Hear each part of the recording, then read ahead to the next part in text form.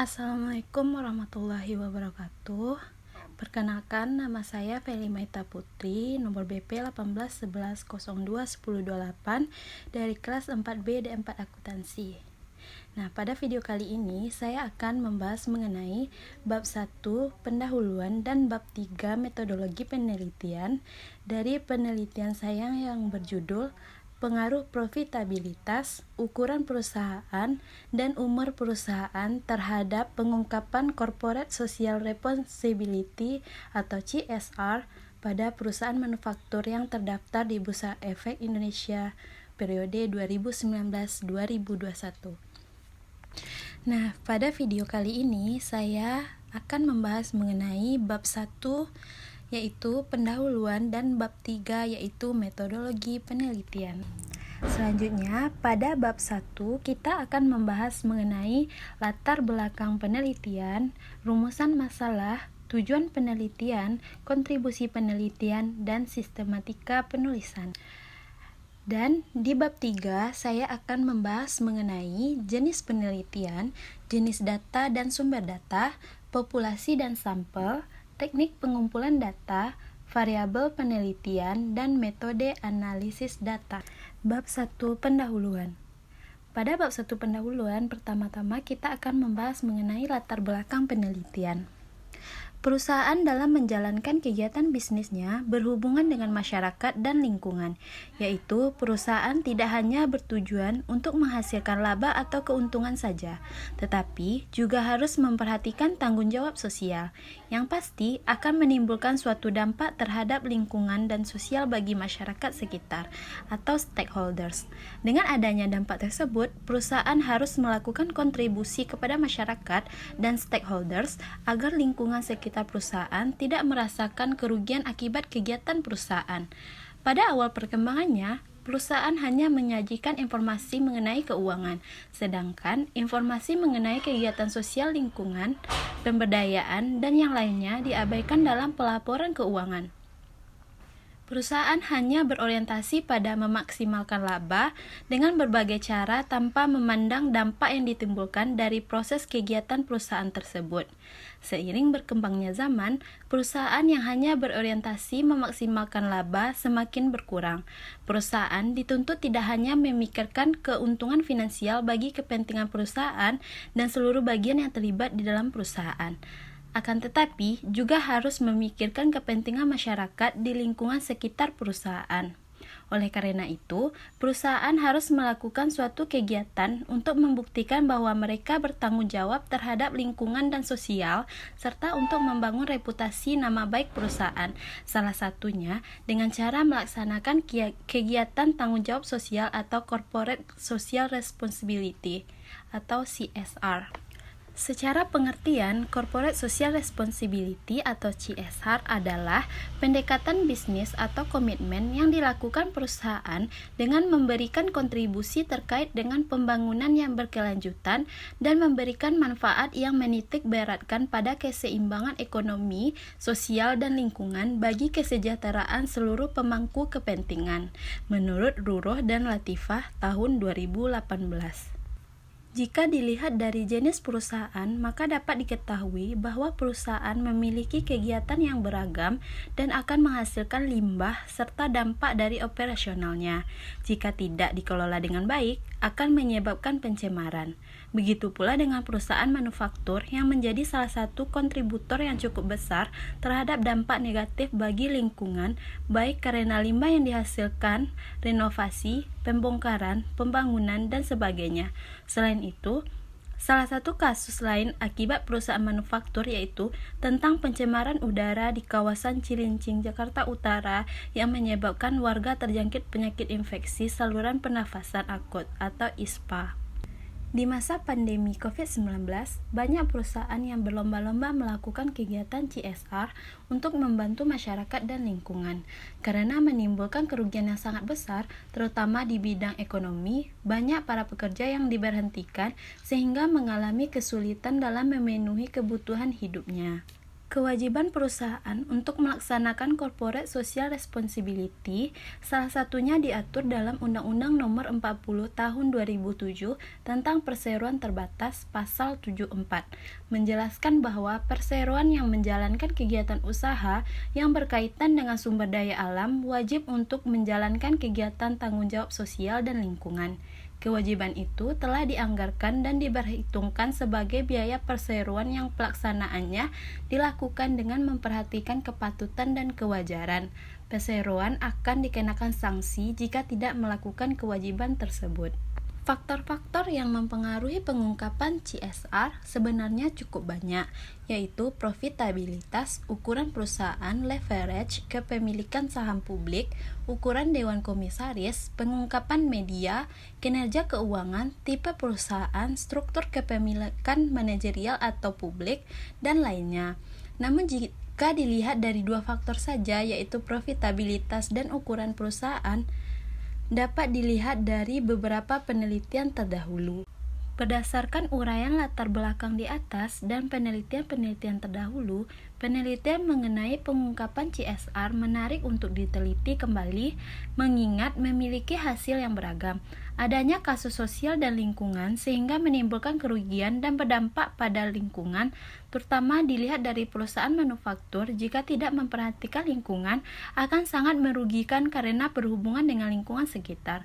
Selain itu, juga diakibatkan oleh bencana seperti COVID-19 yang dialami saat ini, serta semakin banyak perusahaan yang saat ini memperhatikan pengungkapan CSR perusahaannya.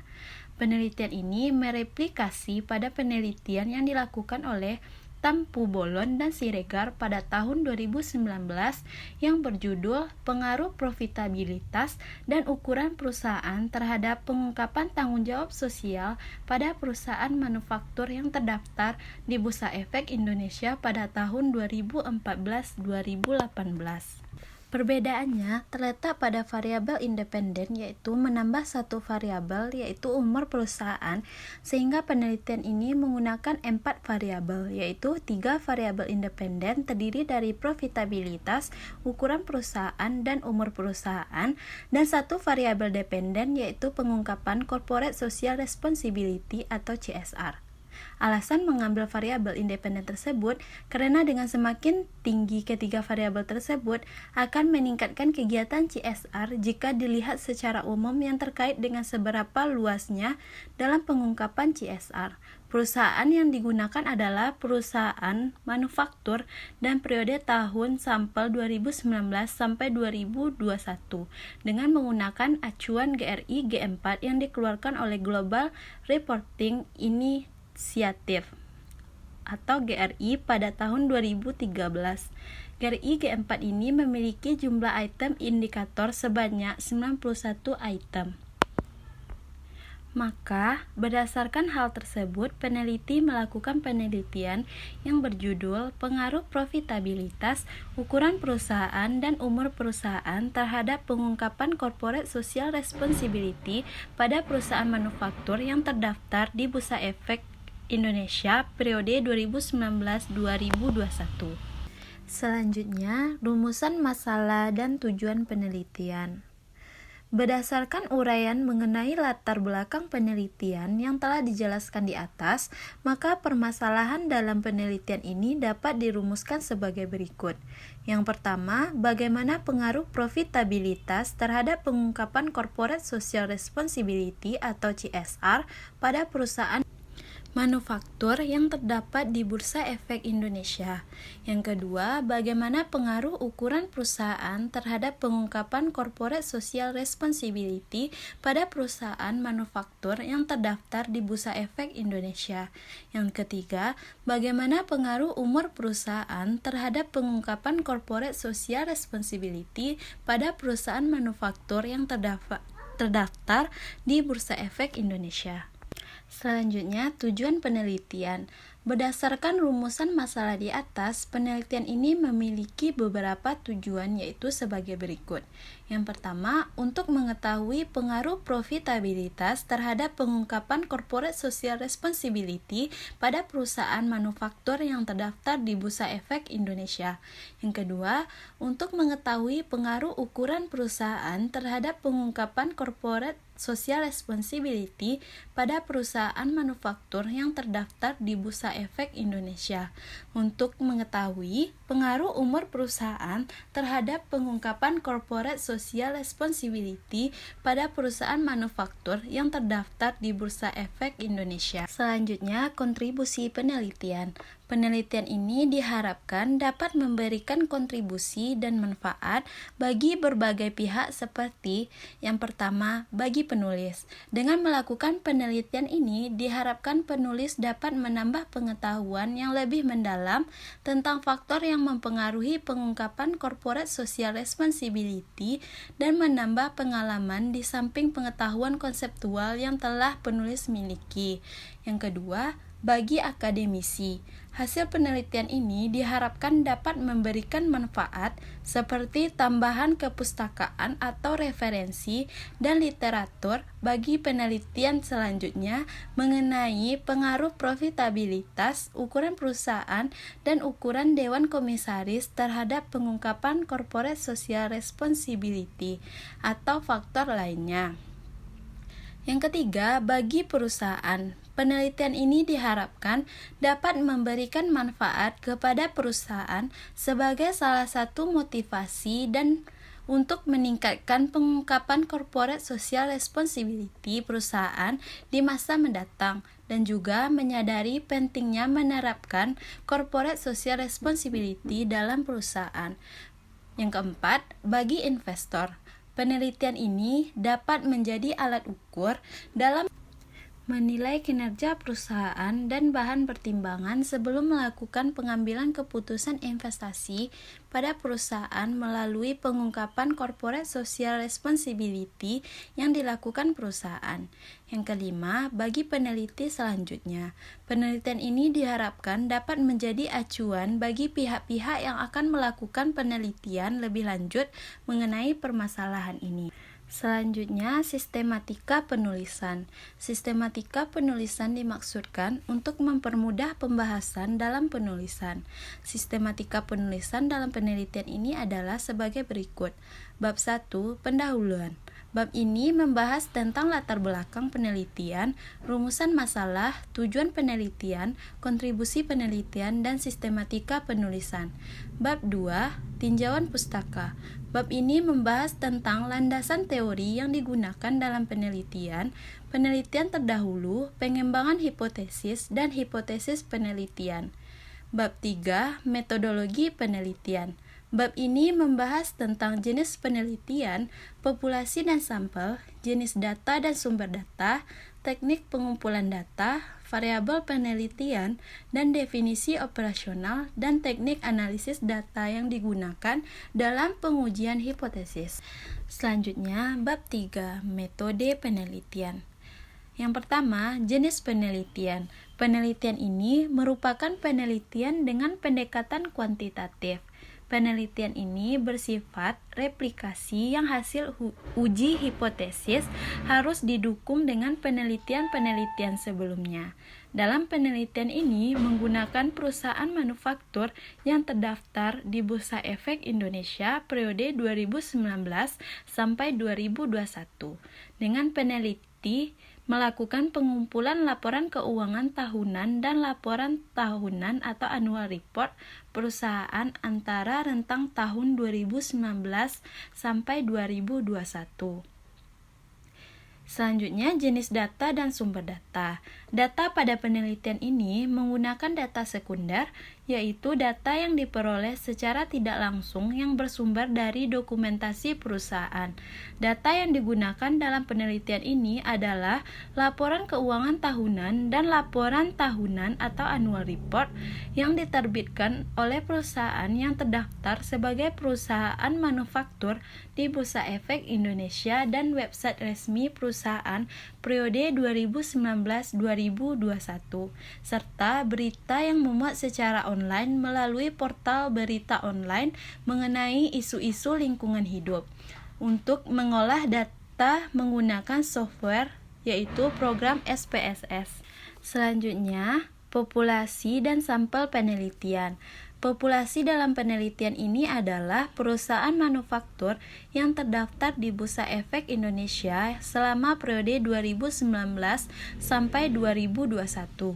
Alasan mengambil perusahaan sektor manufaktur ini karena dalam konsep CSR, perusahaan harus mengupayakan interaksi perusahaan dengan masyarakat, terutama di sekitar lingkungan perusahaan, dan setiap kegiatan yang dilakukan perusahaan manufaktur perlu ada kontribusi baik dalam hal ekonomi, sosial, dan lingkungan guna meminimalisir dampak negatif dari aktivitas proyek di lingkungan sekitar. Adapun kriteria yang digunakan dalam penelitian ini adalah sebagai berikut. Yang pertama, perusahaan manufaktur yang masih beroperasi sampai tahun 2021 dan sudah terdaftar di Bursa Efek Indonesia selama periode 2019 sampai 2021. Yang kedua, perusahaan manufaktur yang mempublikasikan corporate social responsibility atau mengungkapkan informasi tanggung jawab sosial selama tahun 2019 sampai 2021. Yang ketiga, perusahaan yang mempublikasikan annual report lengkap selama tahun 2019 sampai 2021. Yang keempat, memiliki data yang lengkap terkait dengan variabel-variabel yang digunakan dalam penelitian. Selanjutnya, metode pengumpulan data. Teknik pengumpulan data dilakukan dengan studi pustaka dan studi dokumentasi, yaitu studi pustaka dengan mencari data-data dan teori yang diperoleh dalam penelitian ini yang dapat diperoleh dari artikel, jurnal, buku, dan hasil penelitian terdahulu yang relevan. Yang kedua, studi dokumentasi. Metode pengumpulan data dalam penelitian ini menggunakan studi dokumentasi dengan cara mengumpulkan data berupa laporan keuangan tahunan dan laporan tahunan yang dipublikasikan oleh perusahaan manufaktur pada periode 2019-2021. Selanjutnya, variabel penelitian. Variabel penelitian adalah segala sesuatu yang akan menjadi objek pengamatan penelitian atau objek penelitian apa saja yang menjadi suatu titik perhatian yang ditetapkan oleh peneliti untuk dipelajari sehingga diperoleh informasi tentang hal tersebut. Kemudian ditarik kesimpulannya. Variabel penelitian ini terdiri dari variabel terikat atau variabel dependen dan variabel bebas atau variabel independen. Penelitian ini melibatkan 4 variabel yang terdiri dari 1 variabel dependen dan 3 variabel independen. Variabel dependen penelitian ini adalah pengungkapan corporate social responsibility, dengan variabel independennya adalah profitabilitas, ukuran perusahaan, dan umur perusahaan. Selanjutnya, metode analisis data. Setelah mendapatkan data-data yang dibutuhkan dalam penelitian, peneliti akan melakukan serangkaian tahap untuk menghitung dan mengolah data-data tersebut agar mendukung hipotesis yang diajukan. Metode analisis data yang digunakan dalam penelitian yaitu: yang pertama, statistik deskriptif, yaitu analisis deskriptif yang digunakan untuk memberikan gambaran mengenai variabel-variabel dalam penelitian ini. Statistik deskriptif yang digunakan antara lain rata-rata atau mean, minimum, maksimum, dan standar deviasi, kurtosis, dan skewness. Menurut Ghazali 2018. Statistik deskriptif hanya sebatas memberikan deskripsi atau gambaran umum tentang karakteristik objek yang diteliti tanpa bermaksud untuk melakukan generalisasi sampel terhadap populasi. Selanjutnya, uji asumsi klasik. Uji asumsi klasik bertujuan untuk mengetahui dan menguji apakah data yang diperoleh layak digunakan dalam penelitian atau tidak, dan model regresi yang digunakan merupakan model regresi yang baik atau tidak, sesuai dengan penelitian Ghazali pada tahun 2018. Selain itu, juga bertujuan untuk memberikan kepastian bahwa persamaan regresi yang didapatkan memiliki ketepatan dalam estimasi, tidak bias atau konsisten.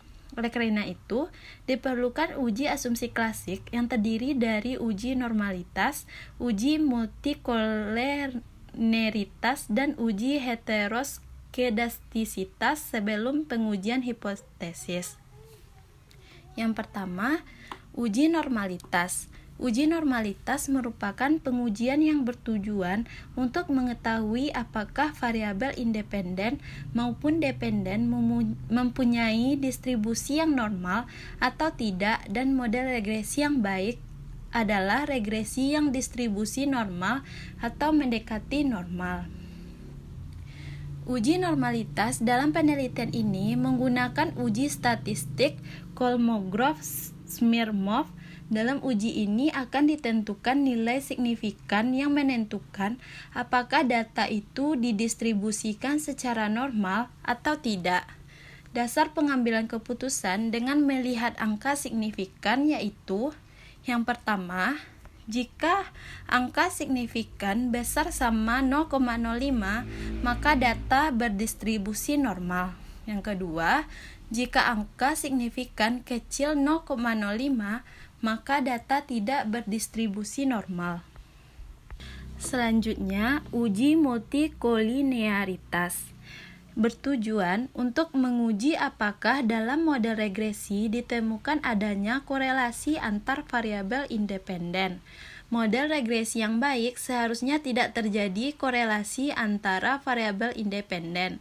Untuk menguji adanya multikolinearitas dapat dilakukan dengan menganalisis korelasi antar variabel dan perhitungan nilai tolerance antar variance inflation factor atau VIF.